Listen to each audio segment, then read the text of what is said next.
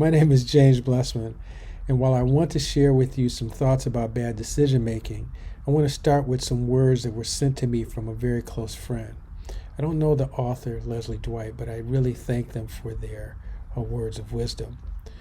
What if 2020 isn't canceled? What if 2020 is a year we've been waiting for?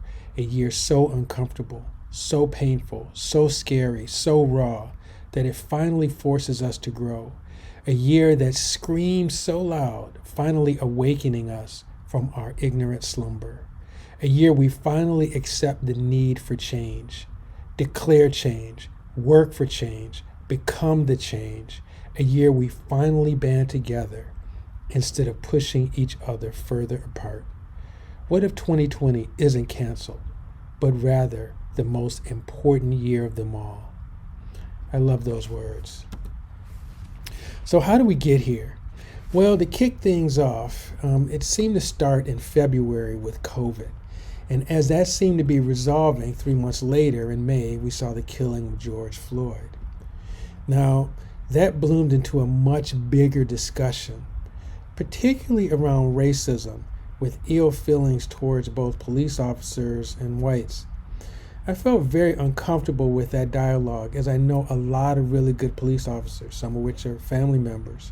And I know a lot of good whites as well, one of whom is like a brother to me and reached out to me and asked what he could do to make things better, which really made me misty, and I so appreciate his friendship.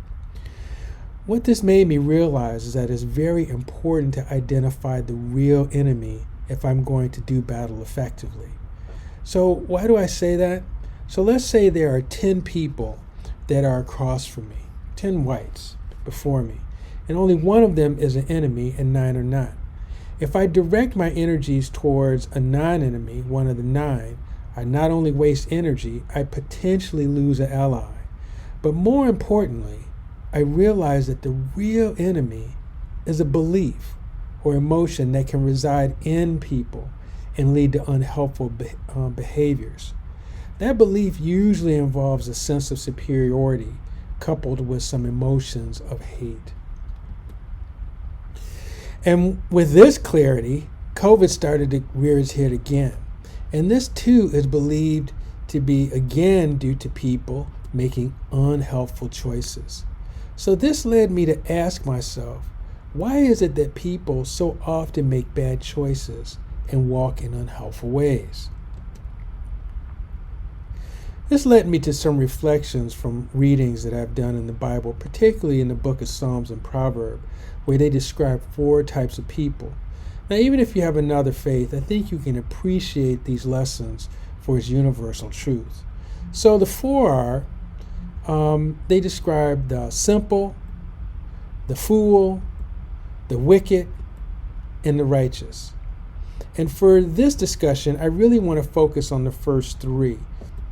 So let's get rid of the righteous, because they tend to do things good and are benefited by it. Okay? So what about these 3? Well, the simple, what they really lack is knowledge. And so what will help them is education. So we just need to teach them.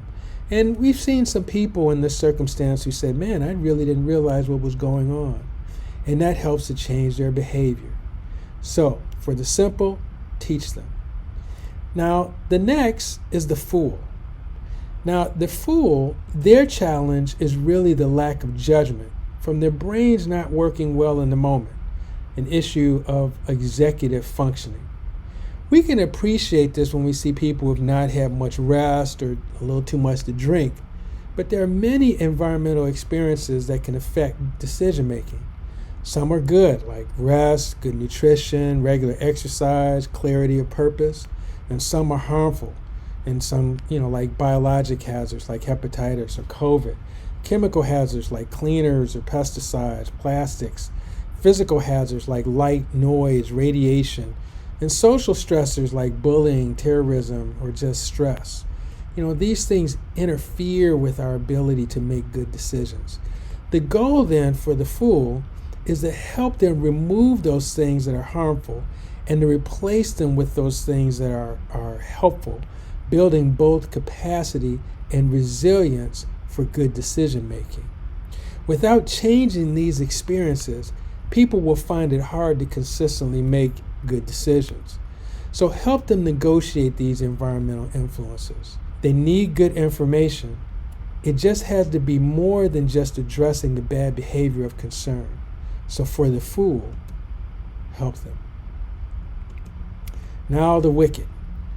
Here's a special challenge because their goal is to actually spread pain and suffering. They feed on this. They can even feed on your frustration with them, which is oftentimes the goal or why they interact with you. It's likely that the root cause of this is a past hurt that has caused anger that has not been addressed and is not healed. This anger then creates situations, or this kind of emotion, creates situations that allows it to feed itself.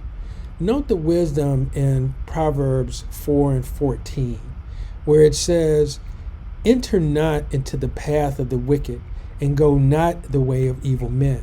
Avoid it, pass by it, turn from it, and pass away. For they sleep not except they have done mischief, and their sleep is taken away unless they can cause some to fall. For they eat the bread of wickedness, and they drink the wine of violence." So notice again that their goal is pain and suffering, and they actually feed on this. So what will help them heal is really forgiveness of themselves and others. And the key understanding is that forgiveness has to arise out of them. This can be a challenge, but most likely will occur when they're in an environment that is non-judgmental. It's also helpful for them to see forgiveness being modeled around them, and through the power of mirror neurons, you might have to look that up, they will change. What is not of help is hate returned. So for the wicked, love them. I should also mention that they will often have to have life experiences addressed also, like the fool, because this will help create an environment that will support the building of new belief structures and the tearing down of old structures that are not helpful. So some concluding thoughts about this. The first is that, notice that the interventions differ for the different type of temperaments, okay? And only one of them is really directed, has knowledge really directed at the behavior that has caused the attention. So for the fool, they need help with life experiences so that they can make better decisions more consistently. And then for the wicked, they need assistance with developing the sense of forgiveness that should come out of them, which will help heal the anger so that they don't develop an emotion that requires feeding. Realize that all three of these can be present in any individual. So this kind of begs the question, how often are these three different temperaments around? And I don't know, it could vary. But what is interesting is that if you look at how many times this is referenced in the Bible, the simple is referenced about 17 times. The fool is referenced about 67 times. And the wicked is referenced about 198 times. So there's a lot more mentioning of the wicked than it is the fool or the simple. And that might be why, when they asked Jesus what was the most important command in the Bible, his statement was to love your neighbor. And that's interesting. And begs the question, if there was really a lot more love around, would that solve our problem?